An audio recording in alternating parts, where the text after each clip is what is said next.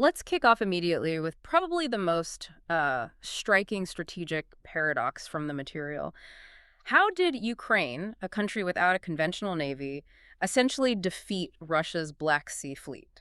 Yeah, it's quite something. I mean, this wasn't just a minor win. It was so significant. It forced a major naval power to pull its best ships out of Sevastopol, its historical base, all the way to Novorossiysk, hundreds of kilometers away. Welcome to NationScope Podcast. Join us as we dive into the latest headlines, breaking stories, and critical events shaping America and the world.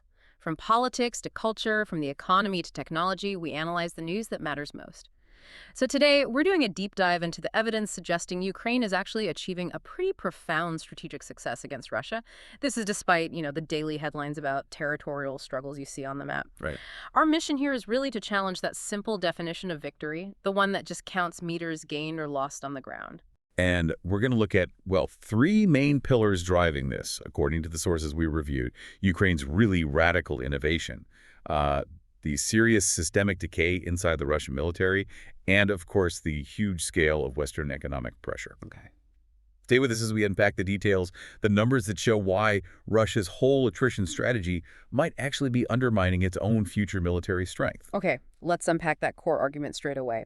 The sources seem clear. Mm. Russia might have gotten what reports call its minimally acceptable outcome, the Donbass, the land bridge to Crimea. Basics. But it seems they've unequivocally failed in their main strategic goals. Things like subjugating Ukraine, getting rid of its government, erasing its identity. Those seem off the table. This brings up a really key question. What does success even look like in the specific war? What's fascinating here is this idea of strategic neutralization. Success, as it's defined in these reports, isn't necessarily about liberating every single square kilometer right now. It's more about inflicting these functional defeats, basically paralyzing Russia's ability to use military force to get what it wants politically. And the Black Sea campaign you mentioned at the start, that's the perfect example, isn't it? The textbook case. Absolutely. Ukraine didn't need massive warships, naval drones, domestically made missiles. That was enough to functionally neutralize the fleet, push it back. And the strategic result was huge and almost immediate. By doing that, Ukraine could reopen those vital sea lanes for grain exports. Right, the economic impact. Exactly. A major economic and strategic win achieved totally asymmetrically. It shows you can control key sea routes even without a traditional navy. So how do they manage this? I mean, a country expected to collapse in days. How do they pull this off across different areas? It points to their, incredible knack for innovation on the battlefield. Definitely. After that tough 2023 counteroffensive, Ukraine made a big strategic shift in 2024.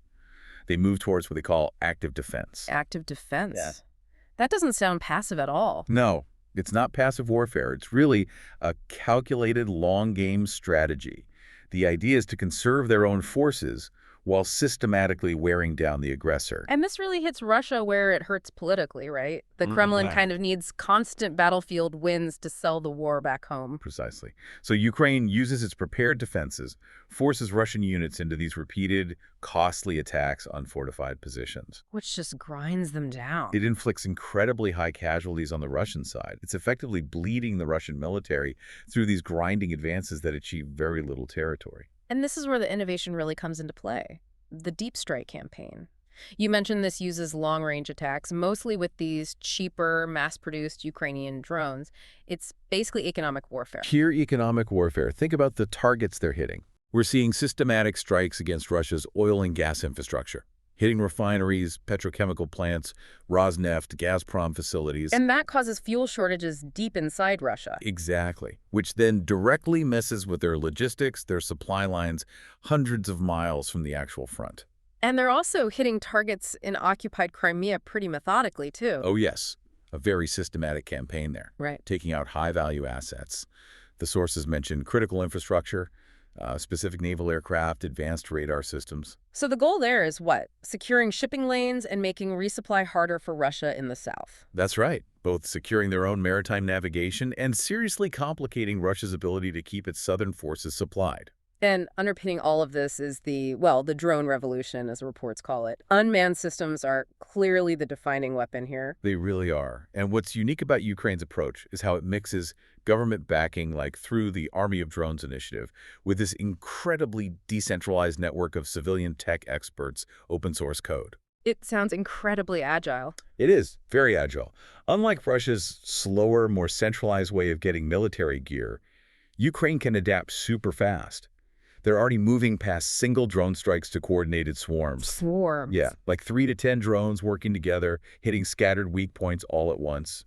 The sources even mentioned a really groundbreaking thing, an all-robot combined arms assault. Flying drones spotting targets for armed ground robots. Wow. That kind of rapid development is really shaking up traditional military thinking everywhere. But this kind of asymmetric success, it's only really possible because the opponent is, well, struggling. We need to talk about the Russian military's failures. The hollow giant idea. Absolutely. Let's start with the logistics. Yeah. That initial push for Key back in 2022, it was just an utter operational The mess. stalled columns, right, ran out of fuel. Ran out of fuel, bad planning, not enough supplies. And this points to a deeper issue, institutional corruption. Well, pervasive graft, basically theft within the system, acted almost like a weapon for Ukraine. The reports mention credible accounts of Russian troops getting rations that were 7 years expired. 7 years. Yeah.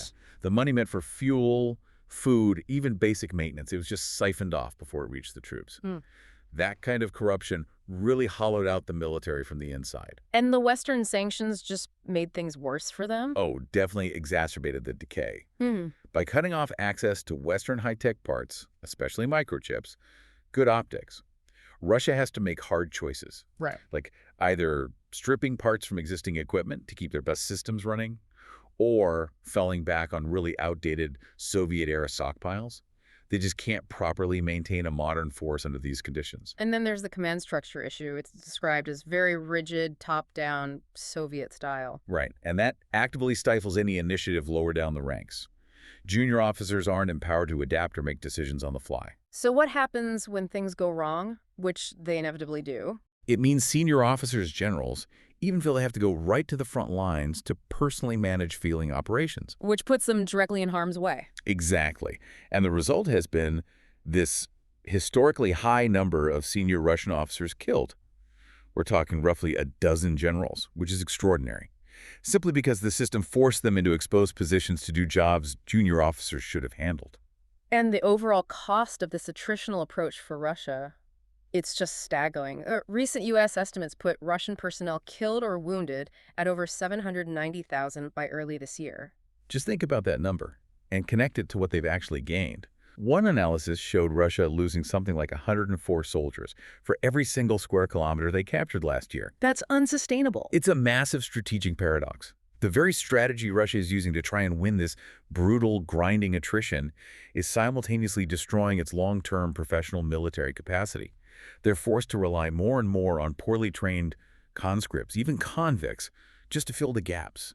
It's a system eating its own future. Okay, let's shift then to the third pillar you mentioned, the huge international support that's enabling Ukraine's resistance. The scale is incredible.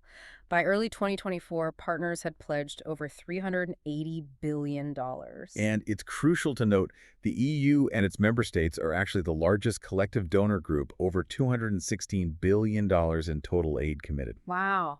But here's a really vital point that sometimes gets missed: the financial and budgetary aid. Over $92 billion from the EU alone just for that. This wasn't just about weapons. What was it for them? It allowed the Ukrainian government to keep functioning, to pay salaries, pensions, keep basic public services running, all while fighting a full-scale invasion. That state resilience is critical.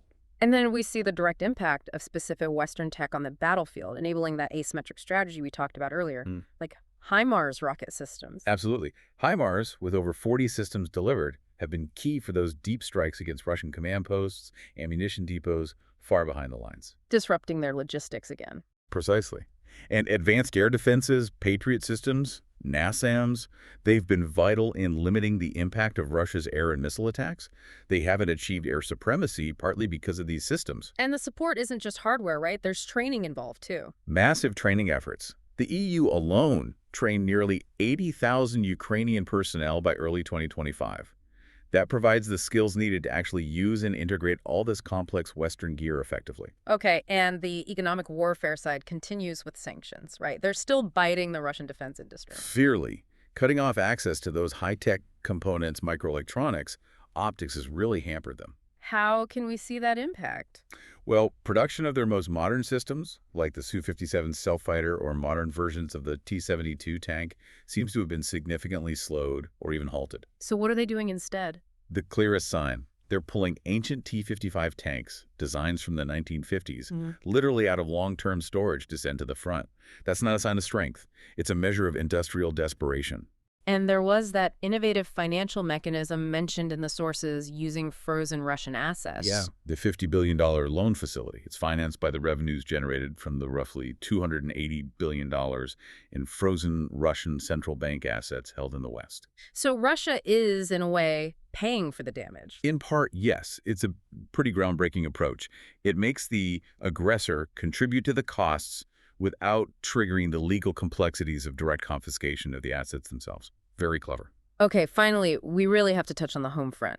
That societal resilience as a core strategic strength. Russia's biggest mistake, maybe, was underestimating Ukrainian identity and resolve. Absolutely fundamental, and leadership mattered hugely there. The Zelensky factor, his decision to stay in Kiev, that famous line, "I need ammunition, not a ride," Right. that really galvanized everyone, both inside Ukraine and internationally, right at the most critical moment. And civil society became like a second army. That's a great way to put it. A real whole-of-society effort. The reports say over 80% of Ukrainians have donated time or money. These volunteer networks are doing incredible things, funding drones, building drones, running open-source intelligence websites, even coordinating cyber attacks through an IT army. And this resistance isn't just in Kyiv-controlled areas, right? It extends into occupied territory. Definitely. Yeah. There's a persistent partisan campaign sabotage, targeting collaborators. It constantly undermines Russia's attempts to normalize the occupation and assert permanent control. It shows the population hasn't accepted it. And what about the information war? Russia obviously has a massive state propaganda machine. Effective internally, perhaps, but internationally. Its credibility is basically shattered, according to these analyses. Those initial narratives about denazification and historical justifications just didn't land with global audiences. Whereas Ukraine's approach seems different. Much different, more decentralized, based on transparency and, frankly, credibility. Yes. They use things like real-time drone footage, quick releases of evidence, sometimes even branding their operations, like that Operation Spiderweb example. They get their narrative out fast, backed by proof, often amplified by independent open-source analysts. So they shape the story immediately. Exactly. It reinforces their image as capable and modern, and it directly counters Russian disinformation before it can really take hold. Okay, so to wrap this up, a core argument from the sources is Ukraine isn't just hanging on. It's actively building a strategic win by exploiting Russia's deep-seated weaknesses, leveraging huge international backing, and drawing on incredible societal strength. This whole multi-layered resistance seems to be redefining what victory can even mean in modern warfare. And there's a really provocative final thought in the material, focusing on that innovation ecosystem we discussed. Ukraine's agile, decentralized approach to drone warfare, mixing state support, private companies, open-source tech, it really challenges the old model of giant, slow-moving defense contractors and traditional military procurement. So the big question for policymakers everywhere is this. Could future conflicts be won not by the countries with the biggest defense budgets or the most established industries, Okay. but by the side that has the most agile, open, and collaborative partnerships between government, private innovators, and even motivated citizens? That's definitely something worth thinking about. You've been listening to NationScope Podcast, where we analyze the stories shaping America and the world. Thanks for tuning in, and we'll catch you next time.